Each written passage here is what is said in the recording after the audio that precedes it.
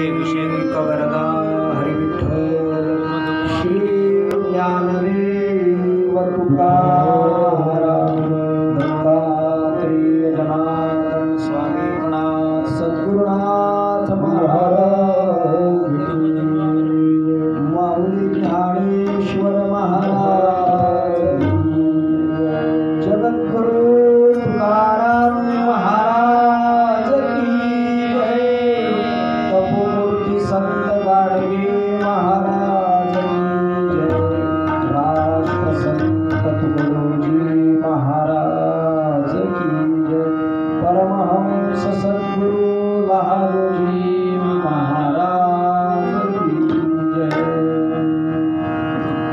नमो सद्गुरु ज्ञानदीप प्रकाशा नमो आद्य रूपानंदा परेशा नमो मंगला मंगलद्वैतहारी नमो त्वत्कृपा पूर्णदोषानिवारि तुझे रूप ते पाहुदे विश्वव्यापी तुझी पाहुदे सेवुदे ग्रामरूपी तुझे ज्ञान सर्वांतरी संचरुदे तुझा सत्यानंद लोकी भरुदे खरे नाम निष्काम ही ग्राम सेवा झटू सर्व भावे करू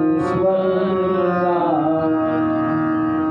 करो हे वरो देहकारी पडू दे भरू दे प्रभू एवढे भरू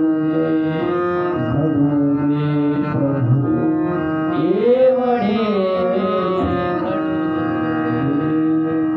नमो सद्गुरु सच्चिदानंद रूपा नमो राष्ट्र संता महत्संत भूपा युगात्मा तुझी दिव्य विश्वानुकंपा सुखी चेतवो ग्राम गीता प्रदीपा प्रभो राष्ट्र संता जीवी हाक घ्यावी हृदी संचरोनी नवी स्फूर्ती द्यावी समर्थास स्वामर्थ्य द्यावे प्रभावी महापालका विश्वसेवा घडावी महापालका विश्वसेवा घडावी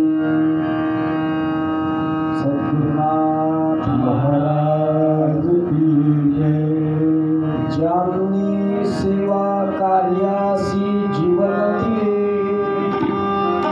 स्वानंदी गुरुनी जगात तारिले तेची संत अवतार ठरले कर्तव्यशील मानव सद्गुरुनाथ महाराज की जय परम पूजनीय श्री गुरुदेव आणि परमहंस संत लहानोजी महाराजांच्या या मंदिरामध्ये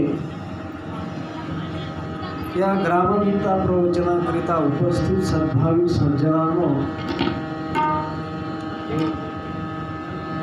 प्रस्तुत प्रवचन रूपी सेवेकरिता निवडलेली जी ओवी आहे ही ओवी ब्रह्मलीन राष्ट्रसंत तुकडोजी महाराजांच्या ग्रामगीतेच्या अवतार कार्य या 33व्या अध्यायामधली 85 क्रमांकाची अशी ओवी आहे आणि या ओवीच्या माध्यमातून संत तुकडोजी महाराजांनी संतांचं लक्षण सांगितलेलं आहे ते लक्षण जी काही लक्षण महाराजांनी सांगितली आहेत त्याचं चिंतन आपण करणार आहोत। त्यापूर्वी थोडासा परिहार देणं महत्त्वाचं आहे. तो असा, आपल्या या कळमेश्वर नगरीमध्ये गेल्या अनेक वर्षापासून हा एप्रिल महिन्यामध्ये परमहंस सद्गुरू लहानोजी महाराजांची जयंती, रामनवमी, भारतरत्न डॉक्टर बाबासाहेब आंबेडकरांची जयंती, महात्मा ज्योतिराव फुल्यांची जयंती, राष्ट्रसंत तुकडोजी महाराजांची जयंती आणि महावीर जयंती अशा विविध देव संत महापुरुषांच्या जयंतीच्या त्रिवेणी संगमातून हा कार्यक्रम दरवर्षी आपल्या गावामध्ये चालत असतो. या कार्यक्रमाचं यावर्षी कोरोनाच्या नंतरचं पहिलं वर्ष आहे आणि या पहिल्या वर्षी हा छोटेखानी कार्यक्रम आणि त्या कार्यक्रमाचा हा पहिला दिवस आहे. योगायोगानं उद्याच्या कार्यक्रमासाठी म्हणून आम्ही आज या ठिकाणी आलो आणि सर्व काही आग्रही मंडळींच्या मुळे या ठिकाणी हा प्रवचनाचा योग जुळून आलेला आहे. तसं नियोजन हे कीर्तनाचं होतं, पण आम्ही थकून आलो आहे आणि लोकसंख्याही भरपूर आहे. त्याच्यामुळे कीर्तनापेक्षा थोडंसं अर्धा पाऊण तास आपण या ओळीचं चिंतन करण्याचा प्रयत्न करणार. सध्याची परिस्थिती पाहता बऱ्यापैकी उत्साहानं आपण हा कार्यक्रम साजरा करीत आहोत. उद्या फार मोठा या ठिकाणी पुरस्कार वितरण सोहळा आणि अखिल भारतीय गुरुदेव सेवा मंडळाचे भीष्माचार्य आचार्य श्री वेरुळकर गुरुजी यांच्या अमृत महोत्सवाचा कार्यक्रम या ठिकाणी होणार आहे. असो तर ह्या प्रवचनाकरिता निवडलेली ही जी ओवी आहे, ही ओवी राष्ट्रसंत तुकडोजी महाराजांनी संतांचं लक्षण सांगण्याकरिता लिहिलेली आहे. परंतु या ठिकाणी बसलेली जी काही मंडळी आहे, तुमच्या मनात एक शंका उपस्थित होईल की आम्ही सर्व सांसारिक लोक आहोत, इमानी इतबारे दिवसभर आमचं काम करतो आणि संध्याकाळच्या वेळी आम्ही प्रार्थनेसाठी या लहानोजी महाराजांच्या मंदिरात गोळा होऊन 10-15-20 मिनिटाची काहीतरी प्रार्थना करून आम्ही आमच्या घरी जातो. इतकं प्रार्थनेला येतो त्या 15-20 मिनिटपर्यंत आम्ही लहानोजी महाराजांच्या संपर्कात या मंदिरात राहतो. 15-20 मिनिटपर्यंत आम्ही संतांच्या संपर्कात राहतो. त्या 15-20 मिनिटाच्या संपर्काच्या ज्या संतांच्या संपर्कात राहतो त्या 15-20 मिनिटाच्या संपर्काच्या संतांचं तुम्ही आम्हाला लक्षण सांगता, पण आम्ही इथं जास्तीत जास्त आपण 1 तास पकडू. 1 तास वगळता 23 तास आम्ही आमच्या संसारात असतो. त्या संसारातलं तुम्ही आम्हाला काही सांगत नाही. तुम्ही संतांच्या बाबतीतलं लक्षण या ठिकाणी प्रवचनात सांगत आहात. तर संसाराच्या बाबतीतलं सांगायचं झालं तर पहिली गोष्ट ही आहे की तुम्ही सर्व लोक हे सांसारिक आहात आणि तुम्ही सांसारिक असल्यामुळे तुमच्या सांसारिक लोकांच्या समोर आमच्यासारख्या असांसारिक लोकांनी संसारातलं सांगणं म्हणजे भर पावसाळ्यामध्ये झडी लागली. झडी तुम्हाला समजते का? शहरी मंडळी आहे तुम्ही. झडी म्हणजे लगातार 8 दिवस 15 दिवस लगातार पाणी चालू असणे आणि अशा पावसाळ्यात लगातार पाणी चालू आहे, झडी पडली आणि ती झडी चालू असताना एक शेतकरी बाहेर निघाला आणि त्याला एकानं विचारलं, का हो तुम्ही कसे काय बाहेर निघाले? म्हणे बाहेर ह्यासाठी निघालो की आमच्या शेतात आम्ही जे काही धान्य पिकवण्यासाठी काही बीजारोपण केलेलं आहे, काही रोपटं लावलेले आहेत, त्यांना पाणी द्यायचं राहिलं आहे म्हणून जाऊन राहा. आता मी विचारतो, एवढी झडी चालू आहे, अखंड 8 दिवस झाले पाणी चालू आहे, पाणी थांबत नाही आणि हा म्हणतो की आम्ही पाणी त्या शेतात पाणी द्यायसाठी चालू. हे शहाणपणाचं लक्षण नाही. म्हणून तुम्ही सगळे सांसारिक लोक आहात आणि तुम्हा सांसारिक लोकांच्या समोर आम्ही अजून संसाराचा अनुभव न घेतलेल्या लोकांनी संसारातलं सांगणं म्हणजे मूर्खपणा. त्याचं दुसरं कारण असं आहे, पुन्हा आमच्या साधू संतांनी सांगितलं आहे की संसार दुःख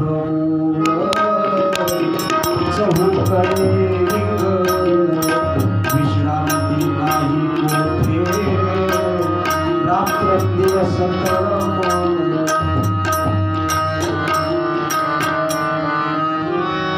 आम्ही काकड्यामध्ये रोज म्हणत असतो.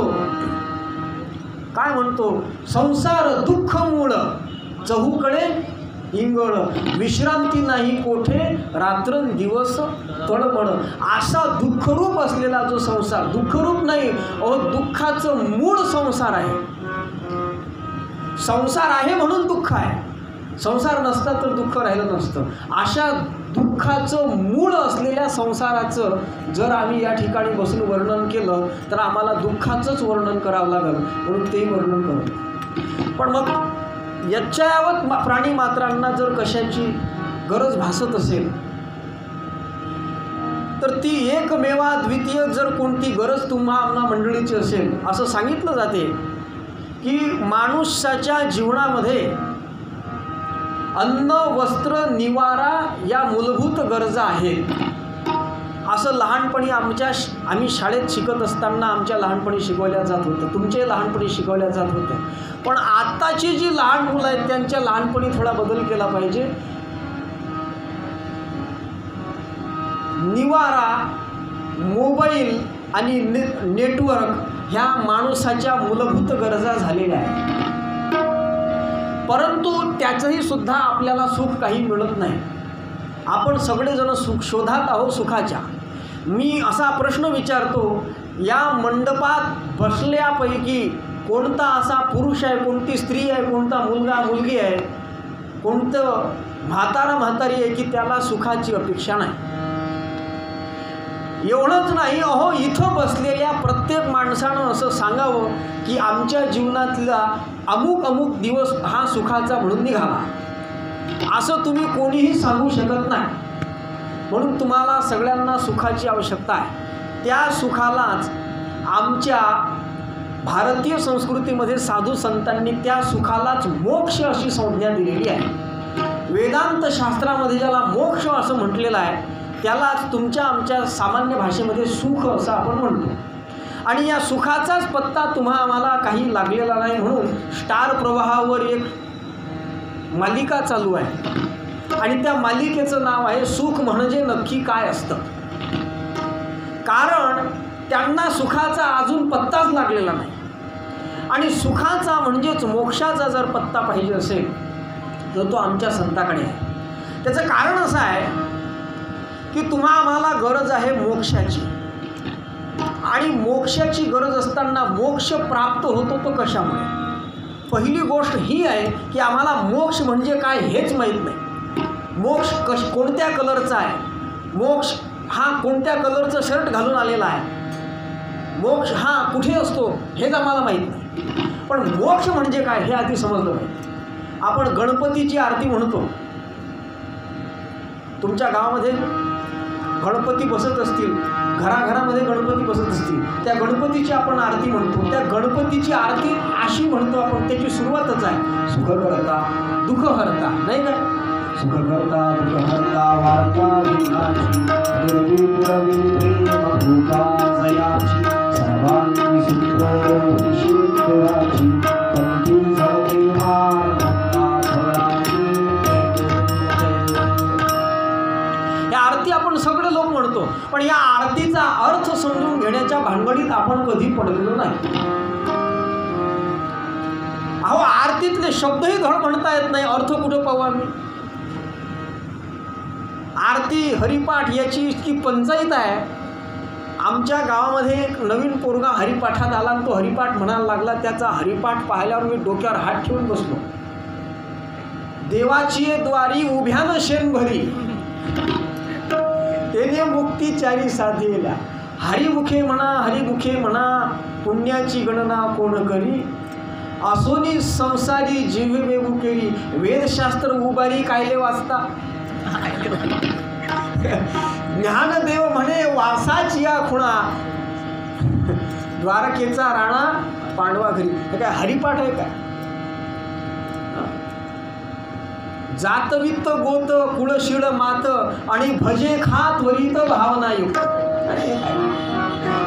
गणपतीच्या गणपतीची आरती माहीत नाही असा माणूस नाही, पण गणपतीची आरती म्हणत असतानाही सुद्धा आमची इतकी पंचायत आहे की सुख करता दुःख करता वार्ता इग्नायची, नुरी पूर्वी प्रेम कृपा दयाची, सर्वांगी सुंदर वटी शेंदुराची. त्याची काय वटी भरता माणसाची, कंठी झोडपे माळ मुक्ता फळाची, जयदेव जयदेव. अशी आमची पंचायत आहे. त्याचा ओरिजिनल मी गणपतीची आरती सांगतो.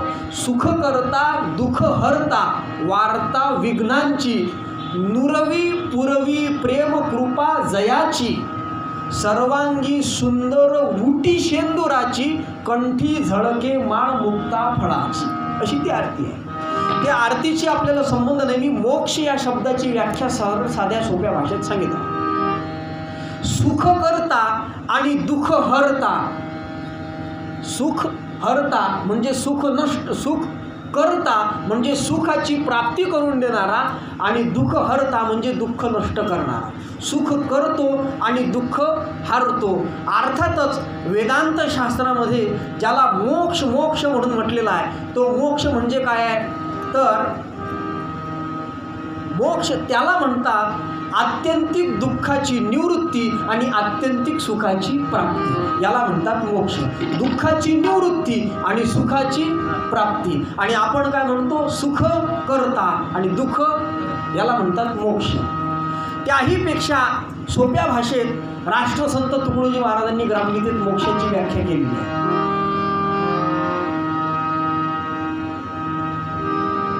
आसक्ती हाची खरा संसार, वासना हाची भवसागर, ज्ञानी त्यांचा पावणे पार, हाची मोक्ष. आसक्ती म्हणजे काय आहे? संसार हीच आसक्ती आहे किंवा आसक्ती हाच संसार आहे. म्हणून आमच्या साधू संतांनी संसार सोडायला सांगितलेला नाही, संसाराची आसक्ती सोडायला सांगितलेली आहे. राष्ट्रसंत तुकडोजी महाराजांचं एक भजन आहे, तुमच्या सगळ्या मंडळीच्या परिचयाचं आहे. ते भजन असं आहे की संसाराचा बोझ वाहता लागलासी मरणाला. त्याच्यात शेवटचं कडवं आहे. संसारातल्या सगळ्या विकृतीचं वर्णन केलं आणि शेवटच्या कडव्यात सांगितलं, हे शुद्धीवरी आता तरी तू भज रे भज गोपाला, भज रे भज गोपाला, आसक्तीचा बंध तोडून बघदेवाची लीला, बघदेवाची लीला. तुकड्या दास म्हणे नाही तर, तुकड्या दास म्हणे नाही तर, फिरतो याची लावेशी साधी कुणाला, बोल बोल बोल देशी साधी कुणाला, बोल बोल बोल देशी साधी कुणाला. संसाराचा बोझ वाढला, संसाराचा बोझ वाढला, लागला सुमंताला देशी साधी.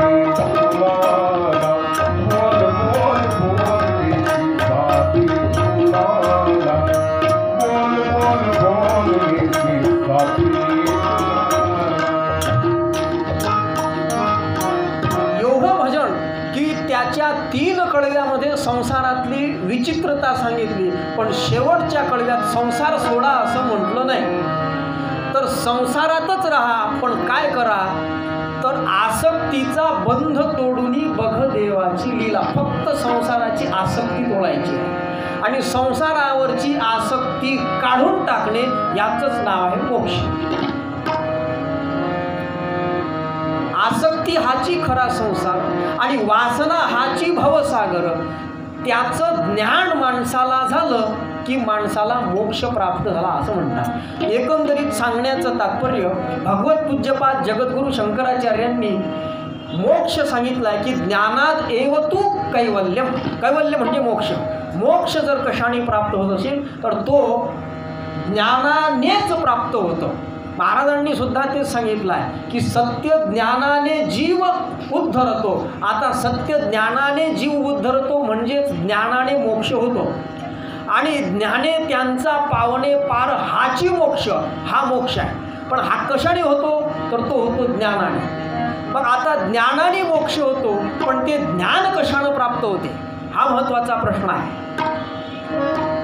पहिला प्रश्न आहे मोक्ष म्हणजे आत्यंतिक दुःखाची म्हणजे सर्व दुःखाची निवृत्ती आणि संपूर्ण सुखाची प्राप्ती म्हणजे मोक्ष. हा मोक्ष कशाने मिळतो तर तो मोक्ष ज्ञानाने मिळतो.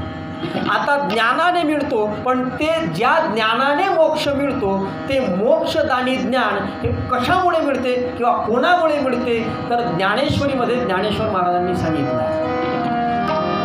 भगवान कृष्णाने भगवद्गीतेमध्ये सांगितलं आहे. काय सांगतात भगवान कृष्ण की तद्विधी प्रणिपातेन परिप्रश्नेन सेवया उपदेशन्ति ते ज्ञानं ज्ञानिनं तत्त्वदर्शिनः ते ज्ञानपैगाबरवे जरी मनी आधी आणावे तरी समताया भजावे सर्वस्वेशी तनु मनु जीवे चरणासी लागावे अगर्वता करावे दास्य सकळ. भगवान ज्ञानेश्वर महाराज सांगतात की जे भगवान कृष्णांनी गीतेमध्ये सांगितलं आहे की तद्विधी प्रणिपातेन परिप्रश्नेन सेवया उपदेशन्ति ते ज्ञानं ज्ञानिनं तत्त्वदर्शिनः. अर्थात ते ज्ञान पैगा बरवे जरी मनी आधी आणावे तरी संताया भजावे सर्वस्वेशी. तुम्हाला ते ज्ञान जर प्राप्त करून घ्यायचं असेल तर ते ज्ञान प्राप्त करून घेण्याकरिता संतांची संगती करावी. संतांच्या संगतीमध्ये संतांची कृपा झाली की मग आपल्याला ते ज्ञान संत देतात. पण ते सहजतेनं देत नाही.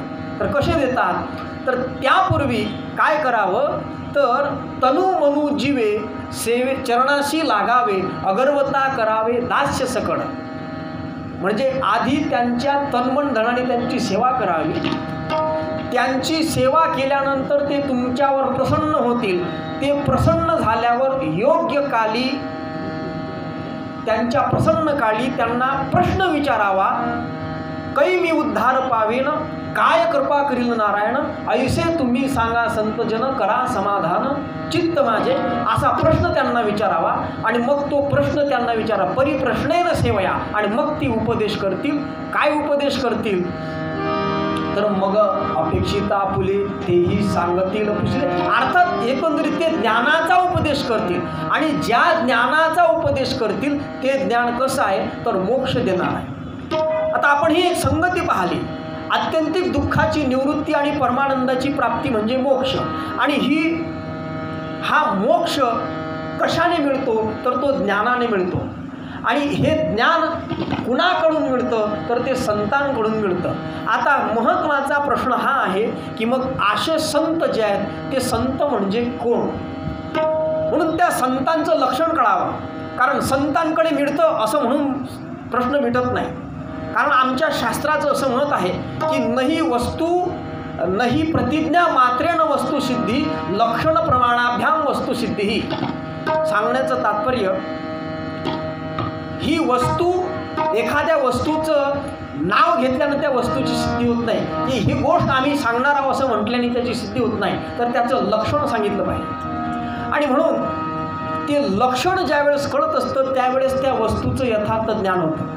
तसं संतांकडे जाऊन ज्ञान प्राप्त करावं ही गोष्ट जरी खरी असली तरी महत्त्वाची गोष्ट ही आहे की ते संतांचं लक्षण तुम्हाला मला समजलं पाहिजे. कारण जगद्गुरू तुकाराम महाराज असं सांगतात की पोटासाठी संत बहु झाले कळीत, ऐसे संत झाले कळी तोंडी तंबाखूची नळी. असे अनेक खरे खोटे संत या जगात वावरत असतात. म्हणून वेदांत शास्त्राने साधूचे किंवा संताचे 3 प्रकार पाडलेले आहे. त्याच्यामध्ये एक भ्रमवृत्तीचा साधू आहे, दुसरा गौणी वृत्तीचा संत आहे आणि तिसरा हा प्रमावृत्तीचा संत आहे. त्याही पूर्वी योग वासिष्ठामध्ये साधूचे किंवा संताचे 4 वर्ग सांगितले. त्याच्यामध्ये ब्रह्मविद वरिष्ठ आणि ब्रह्मविद वरियाण असे 4 प्रकार त्या योग वासिष्ठामध्ये वशिष्ठ मुनींनी भगवान रामचंद्राला सांगितलं.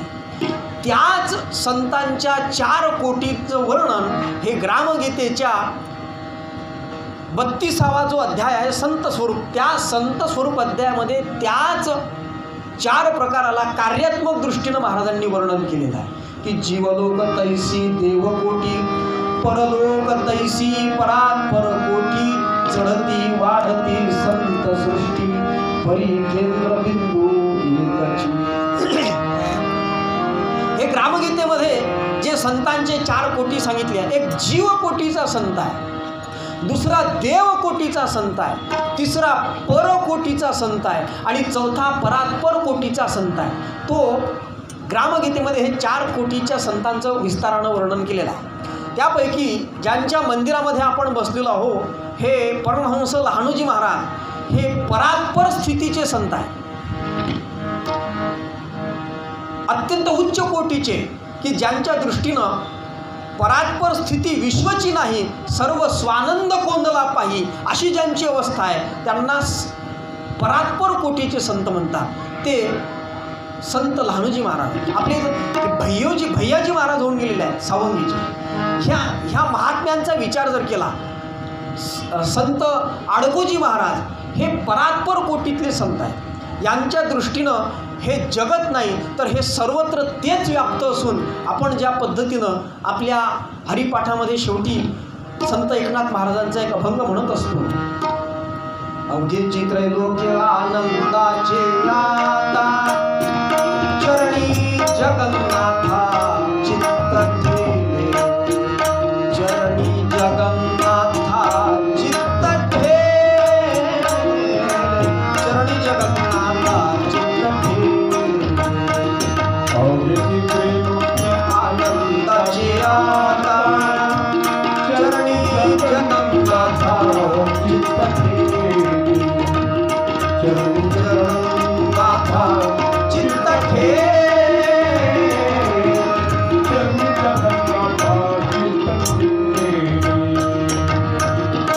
अशी ज्यांची स्थिती झालेली आहे अशा स्थितीचे जे संत असतात त्यांना म्हणतात परात्पर कोटीचे संत. आणि असे संतांचे 4 प्रकार सांगितलेले आहेत, परंतु त्याचा विस्तार मी या ठिकाणी करत नाही. मला संतांचे 4 प्रकार सांगायचे आहेत. एक आहे तो भ्रमवृत्तीचा साधू किंवा संत. भ्रमवृत्तीचा संत म्हणजे कोण, तर ज्या साधूचं वर्णन विचार केला तर जो साधू काही काळ टी व्हीवर दिसतो, टी व्हीवर त्याची प्रवचनं होतात, टी व्हीवर त्याची भागवतं होतात आणि काही कालानंतर तोच साधू आपल्याला विना भाड्याच्या खोलीत दिसत असतो. मी कोणाचंही या ठिकाणी नाव घेऊ इच्छित नाही, परंतु जे जेलमध्ये जातात, ज्यांच्यावर नको ते आरोप अशा पद्धतीचे लागले जातात, ते भ्रमवृत्तीचे साधू आहे. भ्रमवृत्तीचा तो संत आहे, त्याला संतही म्हणण्याची व्यवस्था नाही. असे जे साधू असतात त्या साधूंच्या बाबतीत राष्ट्रसंत तुकडोजी महाराजांनी 1936 साली नागठाण्याच्या चातुर्मास्यामध्ये जे काही प्रवचनं केली त्याचं एक 20 पानाचं छोटंसं पुस्तक आहे. त्याचं नाव आहे समाज की भूल. त्या समाज की भूलमध्ये महाराजांनी अशा भ्रमवृत्तीच्या साधूच्या बाबतीत एक उच्चारलेलं वाक्य अत्यंत महत्त्वाचं आहे. ते वाक्य असं आहे कि साधू कभी बदमाश नहीं होता। वाक्य लक्षात घ्या, साधु कभी बदमाश नहीं होता और बदमाश कभी साधु नहीं होता। बदमाश आदमी को बदमाश समाज साधु बनाता है।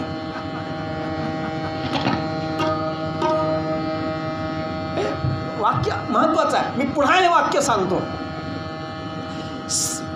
साधू कभी बदमाश नहीं होता। जो खरा साधू असतो तो कधीच बदमाश नसतो और बदमाश कभी साधू नहीं होता। जो बदमाश असतो तो कधीही साधू नसतो। मग हे साधू होतात कसे, तर महाराजांनी त्याचं उत्तर सांगितलं आहे, बदमाश आदमी को बदमाश समाज साधू बनाता है। हा भ्रमवृत्तीचा साधू आहे आणि या भ्रमवृत्तीच्या साधूचं वर्णन राष्ट्रसंतांनी केलं आहे की अंगी नाही ज्ञान म्हणे साधू मला, अंगी नाही ज्ञान म्हणे साधू मला मान, साधू नावान साधू होत नाही रे, साधू हॉटेलचा चहा पाणी नाही, साधू हॉटेलचा चहा पाणी नाही।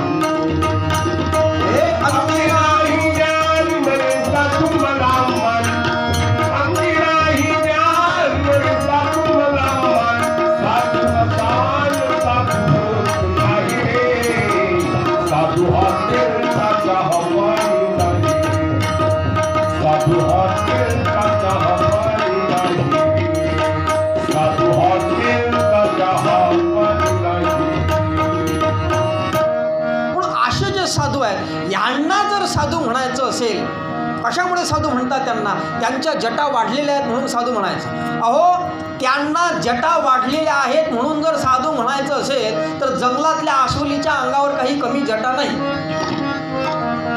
अहो जंगलातल्या आसोलीकडे कशाला जाता, तुमच्या घरातल्या आसोलीकडे नाही, तुमच्या पत्नीकडे जा, तिच्या डोक्यावर काय कमी वाढलेले केस आहेत का? मग तुमच्या पत्नीला साधू संत म्हणाल का?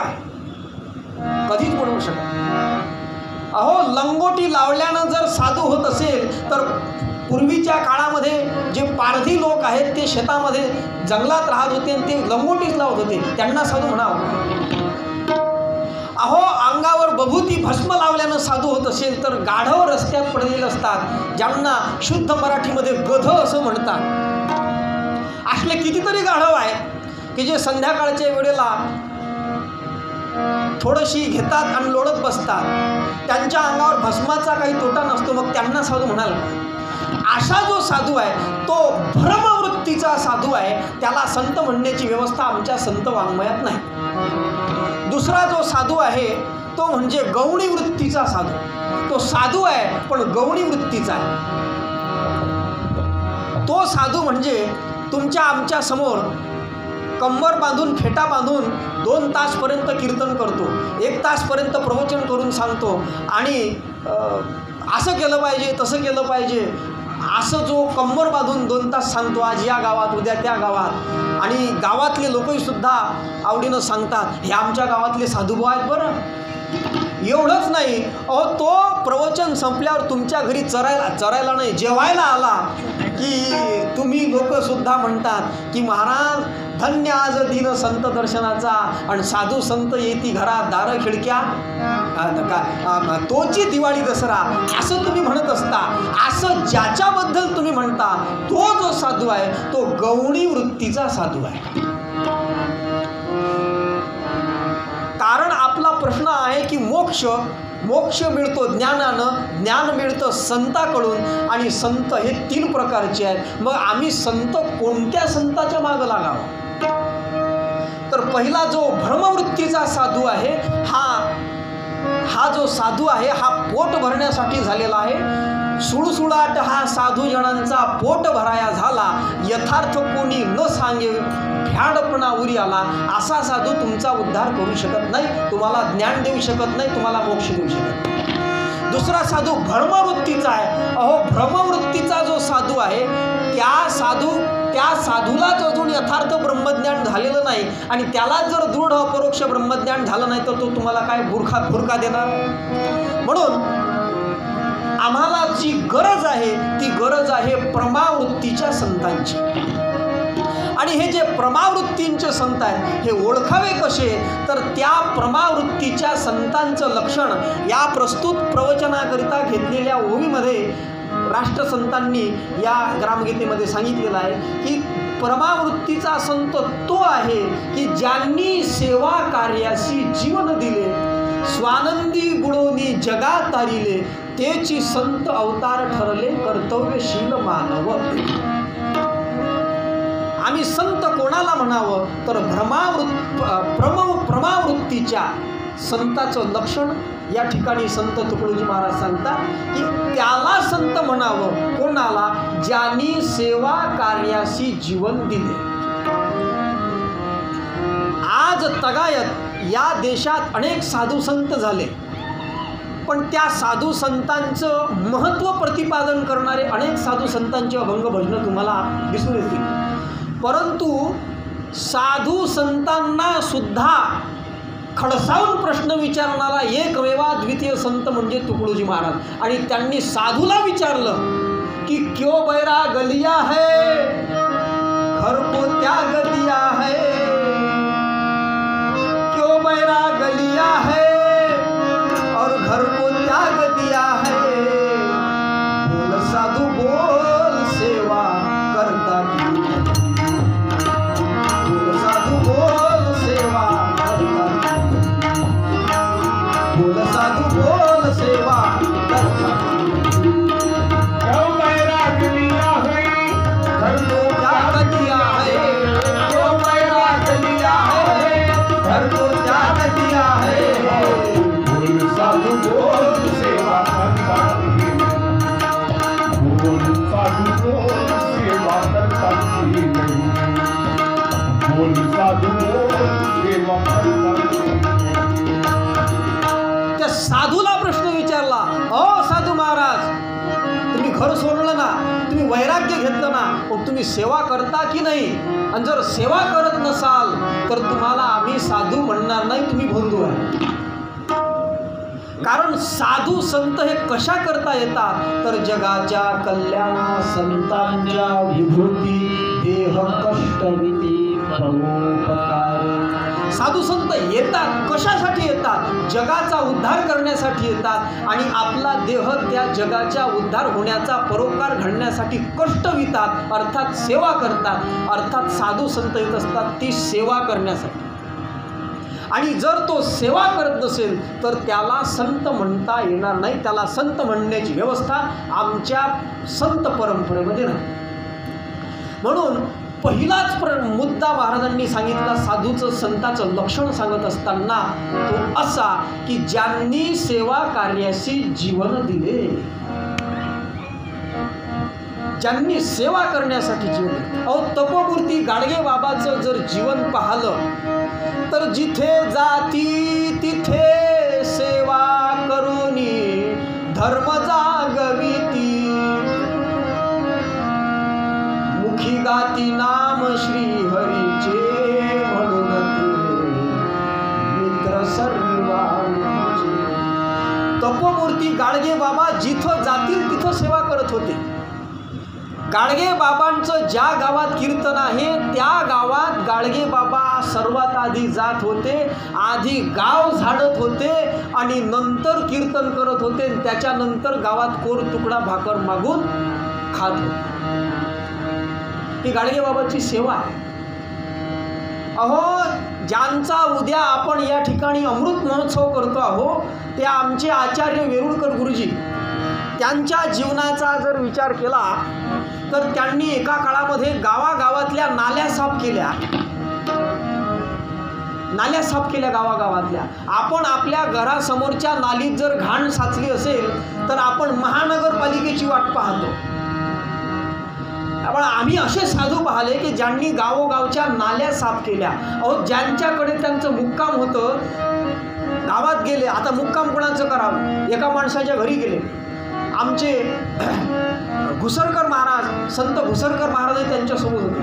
ते गेल्यानंतर त्यांनी पाहिलं त्या घरचे लोक कुटार भरत होते. कुटार तुम्ही शहरी भागातली मंडळी तुम्हाला माहीत आहे कुटार?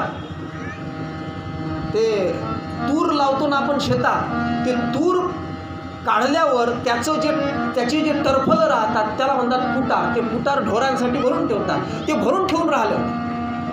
ते भरत असताना ह्यांनी पाहिलं, हे दोघंही जण आमचे संत भुसरकर महाराजांनी, आचार्य वेरुळकर गुरुजी, दोघांनी त्यांच्यासोबत ते कुटाराचे टोपले उचलून भरणं सुरू करून दिले.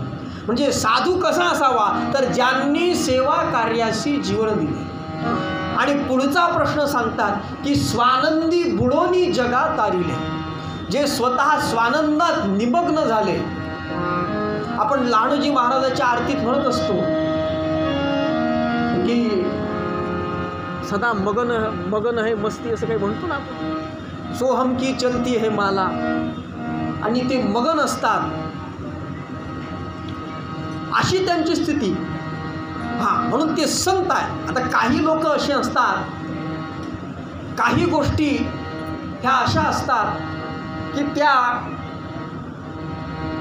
आपण घ्याव्या, दुसऱ्याला देऊ नये.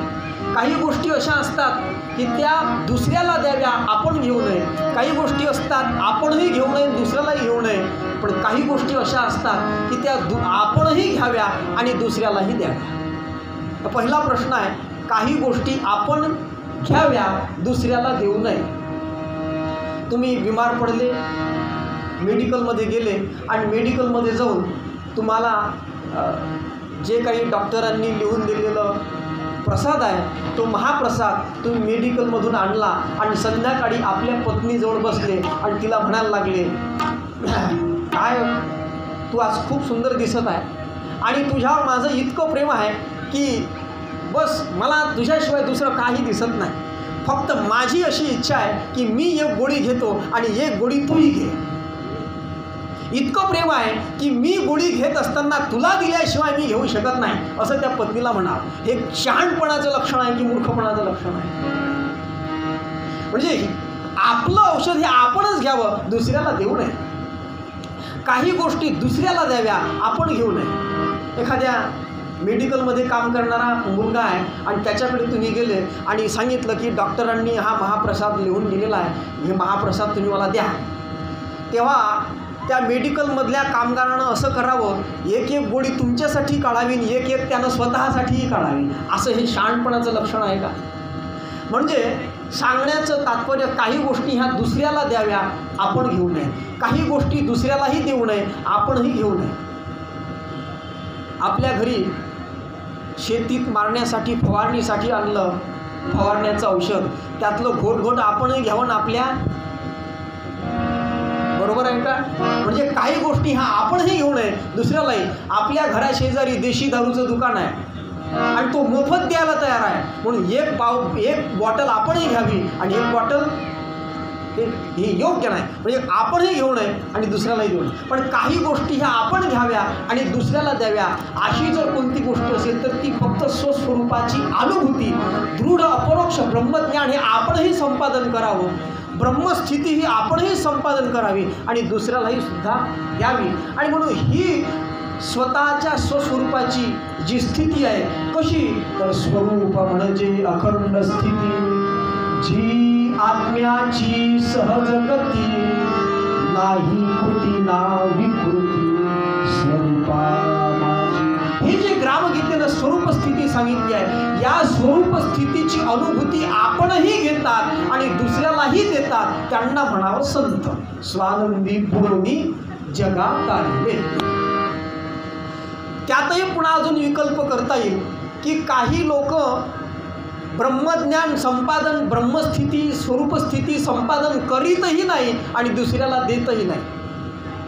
काही लोक करतात पण देत नाही. काही लोक स्वरूपस्थिती प्राप्त करत नाहीत पण देण्याचे मात्र मोठे हौशी असतात.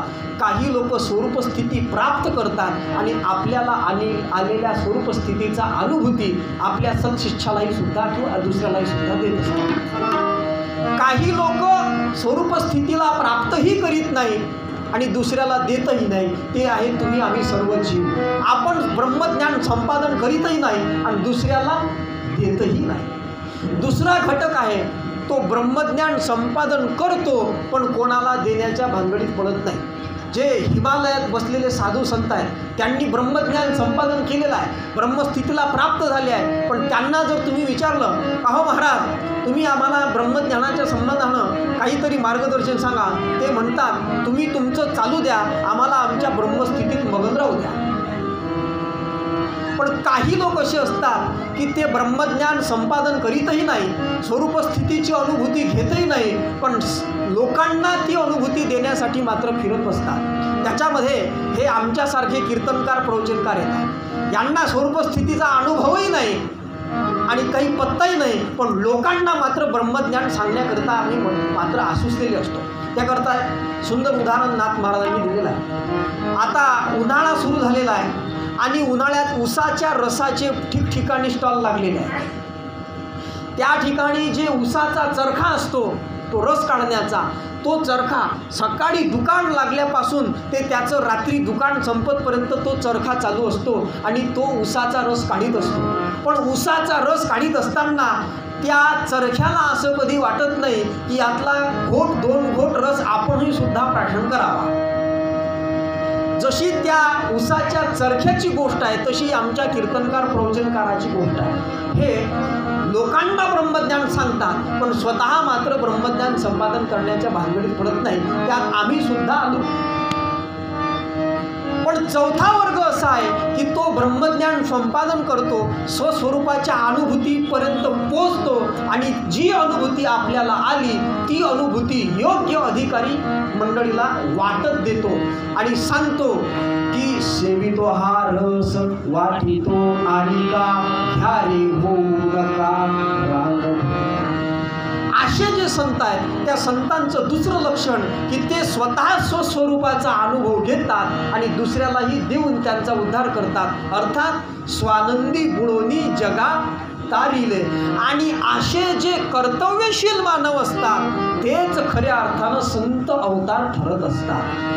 म्हणून आपली जी प्रवचनाची ओवी आहे ती ओवी अशी आहे की ज्यांनी सेवा कार्यासी जीवन दिले, स्वानंदी बुडोनी जगा तारिले, तेची संत अवतार ठरले, कर्तव्यशील मानव.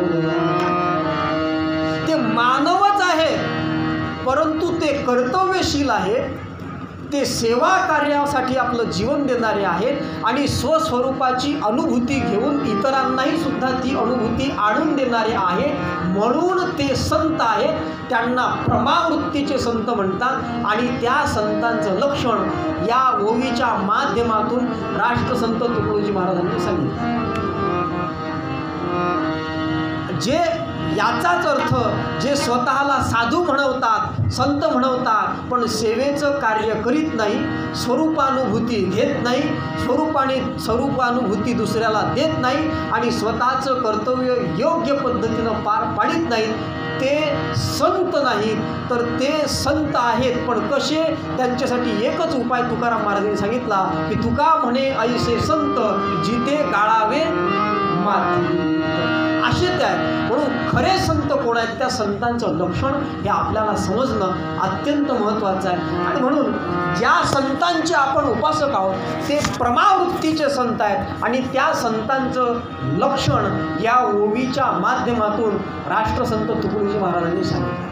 म्हणून असे प्रमावृत्तीचे जे हे संत आहेत की जे सेवा कार्यासाठी आपलं जीवन समर्पित करतात, जे संत स्वानंदी बुडून दुसऱ्यालाही तो आनंद देण्यासाठी कर्तव्य तत्पर असतात, असे जे संत आहेत ज्यांचं वर्णन करत असताना भगवद्गीतेनं ज्ञानीनं तत्वदर्शन असं म्हटलेलं आहे किंवा ज्याला श्रोत्रिय ब्रह्मनिष्ठ दयाळू आणि कृपाळू असं सद्गुरू म्हणून ज्यांचं वर्णन केलेलं आहे की ते जे संत आहेत तेच खरे प्रमावृत्तीचे संत आहेत आणि ते संत जगाच्या कल्याणाकरता या ठिकाणी अवतार धारण करतात. अवतार या शब्दाची व्याख्या ही आहे, अव आणि तार. अव हा उपसर्ग लागलेला आहे आणि तरती म्हणजे वर असतात, परंतु अव हा उपसर्ग त्याला लागला. मराठी व्याकरण आहे थोडंसं. अव हा उपसर्ग लागला म्हणजे वरून खाली, अव म्हणजे वरून खाली येणे म्हणजे तुम्हा आम्हाला तारण्याकरता, स्वानंदी गुळोनी जगात तारण्याकरिता जे वरुड खाली येत असतात त्यांना म्हणतात संत. आणि असे हे जे संत असतात त्या संतांचं लक्षण या ओवीमध्ये वंदनीय राष्ट्रसंत तुकडोजी महाराजांनी प्रतिपादन केलेलं आहे. तेव्हा यातून आम्हाला हेच सांगायचं आहे की ज्यांना म्हणून सुख पाहिजे असेल, मोक्ष पाहिजे असेल, आपला उद्धार करून घ्यायचा असेल, त्यांनी ज्ञान संपादन करण्याकडे प्रवृत्त व्हावं. आणि ज्यांना ते ज्ञान पाहिजे असेल त्यांनी अशा ज्या लक्षणांचं वर्णन आता आपण पाहिलेलं आहे या संतांचं आपल्या जीवनामध्ये अशा कुठल्या तरी एखाद्या संताची उपासना, संतांचं भजन आपल्या जीवनामध्ये करावं आणि आपला उद्धार करून घ्यावा. एवढ्याकरता म्हणून या ओवीचा थोडक्यात भावार्थ घेऊन, आधार घेऊन तुमच्या आमच्याकरिता आणि या ठिकाणी या लहानूजी महाराज मंदिरामध्ये महाराजांची सेवा करण्याचा आपण प्रयत्न केलेला आहे. आम्ही प्रवासात थकून आलेलो होतो, काही बोलण्याची इच्छा नव्हती, परंतु आग्रहास्तव या ठिकाणी हा ऐन वेळेवर ठरलेला ही आमच्यावर आलेली एक इष्टापत्ती समजून आणि एक सुवर्ण संधी समजून तुमच्या सर्व सद्भावी मंडळीची सेवा करण्याचा आम्ही हा एक प्रामाणिक प्रयत्न केलेला आहे. आम्ही गायनामध्ये आधीच विशारद असल्यामुळे याचा तालमेळ काही बसत नाही, पण तरी थोडासा तो तालमेळ बसवून हे प्रवचन करण्याचा आम्ही प्रयत्न केलेला आहे. कदाचित या बोलण्यामध्ये तुम्हाला काही त्रुटी आढळून आली असेल, काही कोणाच्या भावना दुखावल्या असतील आणि ह्या गायक मंडळी, वादक मंडळीच्या भावना आम्ही तालस्वर सोडून दिल्यामुळे दुखावलेल्याच आहे. त्यामुळे तुम्हा सर्व मंडळीच्या आम्ही त्याबद्दल दिलगिरी व्यक्त करतो. आणि हे जे झालेलं प्रवचनरूपी पुष्प आहे हे पूजनीय परमहंस समर्थ लहानूजी महाराजांच्या चरणी समर्पित करतो. सर्वे सुखी असंतु सर्वे सन्तु निरामयः सर्वे भद्राणि पश्यन्तु